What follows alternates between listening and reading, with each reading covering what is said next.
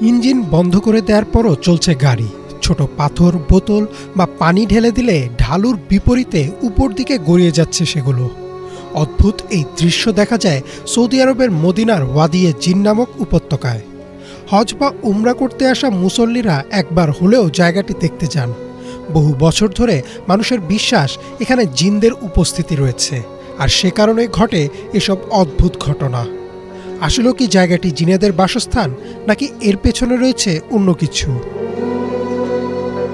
Medina শহর থেকে প্রায় ৩০ কিলোমিটার দূরে অবস্থিত এই উপত্যকা বিশ্বের কাছে ওয়াদিয়ে জিন নামে পরিচিত হলেও জায়গাটির স্থানীয় নাম ওয়াদি আল বাইদা। আশপাশে পাহাড়, বালুময় জমি আর নীরব পরিবেশ সব মিলিয়ে জায়গাটিকে দেখলে সাধারণ মরু উপত্যকার মতোই মনে হয়। কিন্তু এই সাধারণ জায়গাটি হঠাৎ রহস্যময় হয়ে ওঠে যখন কেউ সেখানে গাড়ি থামায়।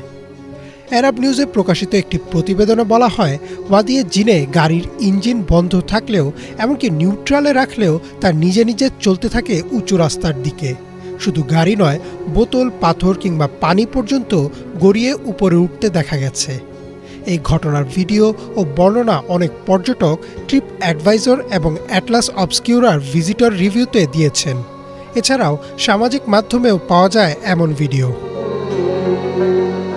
জায়গাটির এই অদ্ভুত আচরণই মানুষকে বিশ্বাস করিয়েছে এখানে নিশ্চয়ই অদৃশ্য কোনো শক্তি কাজ করছে। স্থানীয় আরবরা বিশ্বাস করেন শত শত বছর ধরে এই উপত্যকায় জিনেদের বসবাস। তারা মনে করেন জিনেরা কখনো কখনো মানুষের সামনে নিজেদের শক্তির প্রমাণ দেয়, আর গাড়ি নিজে নিজে চলার ঘটনাটি সেই শক্তিরই প্রকাশ। তাই অনেকেই এই জায়গায় গিয়ে বিভিন্ন জিকির করেন, দোয়া পড়েন। সাম্প্রতিক বছরগুলোতে জায়গাটি পর্যটনের একটি জনপ্রিয় গন্তব্যে পরিণত হয়েছে। তবে প্রশ্ন আসে, সত্যি কি এই জায়গায় জিন থাকার কোনো প্রমাণ আছে?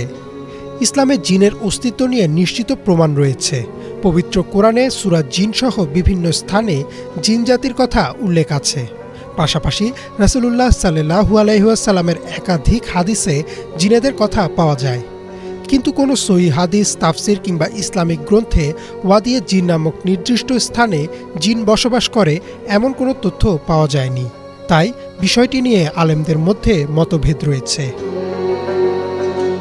জায়গাটি নিয়ে অবশ্য বৈজ্ঞানিক পর্যবেক্ষণ হয়েছে।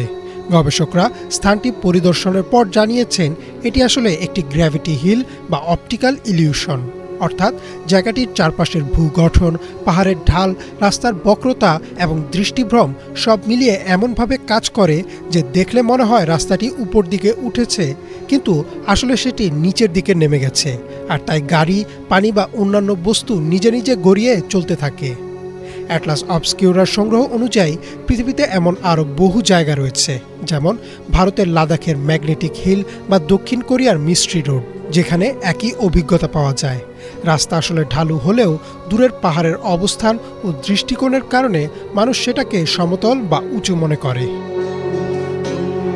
বর্তমান সময়ে গবেষক এমনকি বহু মুসলিম আলেমও বিশ্বাস করেন গাড়ি চলার ঘটনাটি অলৌকিক না, বরং মানুষের চোখের ভুল দেখার কারণ। আর এই তত্ত্বকে সমর্থন করেছেন সৌদি আরবের ভূতাত্ত্বিক বিশেষজ্ঞরাও। তবুও ওয়াদিয়ে জিনের রহস্য বা জনপ্রিয়তা এতটুকুও কমেনি, কেননা মানুষ শুধু বৈজ্ঞানিক বাস্তবতা নয়, অনুভব করতে চায় অজানা কিছুর উপস্থিতি, হোক সেটা বাস্তব বা কল্পনায়। ইমরান মাহমুদ, বাংলা ভিশন।